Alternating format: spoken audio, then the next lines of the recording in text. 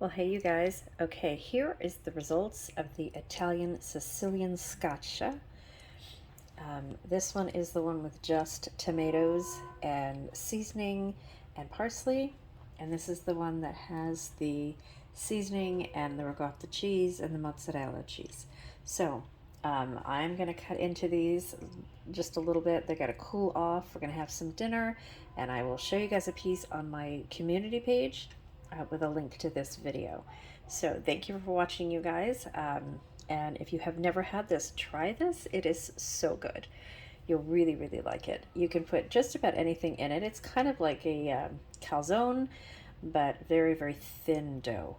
And it's really good. You can put sausage in it, meatballs, anything you want. But the traditional is just the tomato with the seasoning and the